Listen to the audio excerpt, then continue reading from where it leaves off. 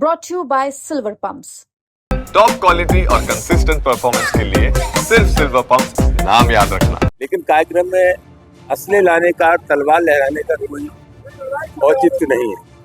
कुल मिलाकर के प्रशासन ने जिन शर्तों पर अनुमति दी थी उन सभी शर्तों का उल्लंघन किया गया। ये हरकत अवांछनीय तो नहीं कर सकते। इस प्रकार की हरकतों के सामने मैंने कहा मैं झुकूंगा नहीं।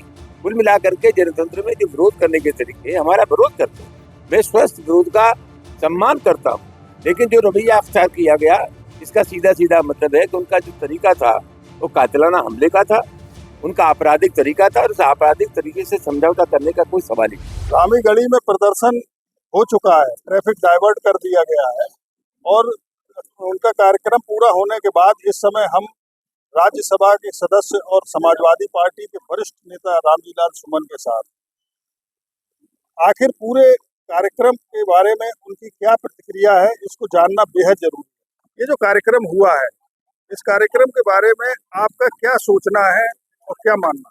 देखिए, जो कार्यक्रम हुआ है, जनतंत्र में सभी लोगों को कार्यक्रम करने का अधिकार है, लेकिन कार्यक्रम में असले लाने का, तलवार लहराने का कोई औचित्य नहीं है। कुल मिलाकर के प्रशासन ने जिन शर्तों पर अनुमति दी थी उन सभी शर्तों का उल्लंघन किया गया। और मैं पहले भी मैंने कहा, इस बात मैं फिर कह रहा हूँ कि जनतंत्र में सब लोगों को अपनी बात कहने की आज़ादी है, लेकिन हमारे देश में संविधान है, कानून है, उसके दायरे में ही हम लोग कोई बात कहें तो ज़्यादा अच्छा है। हिंसा की अनुमति किसी को नहीं दी जानी चाहिए।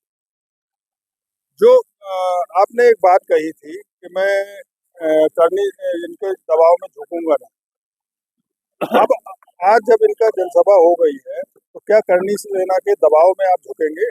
देखिए, कुल मिलाकर के जो आपराधिक चरित्र के लोग हैं जिन्होंने हमारे घर पे हमला किया, हमारे ऊपर साथी हैं मनोज पचौरी, उनके घर के शीशे तोड़ दिए, तो कुल मिलाकर के ये जो हरकत है, ये हरकत अवांछनीय तो नहीं कर सकते। इस प्रकार की हरकतों के सामने मैंने कहा मैं झुकूंगा नहीं। कुल मिलाकर के जनतंत्र में जो विरोध करने के तरीके हमारा विरोध करते हैं, मैं स्वस्थ विरोध का सम्मान करता हूँ, लेकिन जो रवैया अख्तियार किया गया इसका सीधा सीधा मतलब है कि उनका जो तरीका था वो कातिलाना हमले का था, उनका आपराधिक तरीका था और उस आपराधिक तरीके से समझौता करने का कोई सवाल ही नहीं। अच्छा, अगर हम आपसे ये कहें, आपको शेर व शायरी बहुत आती है, कि एक शेर के अंदर अपनी बात आप किस तरह से कहें? तो से मिल नहीं, और मैं एक ही बात कह सकता हूँ कि मैं पिलाकर आप क्या जाएगा, जाएगा ईमान जिसका जाएगा, और कल दी उसने कत्ल की धमकी मुझे, मैंने कह दिया कि देखा जाएगा। देखा जाएगा, तो ये उनका कहना है। अरविंद शर्मा, आगरा, यूपी।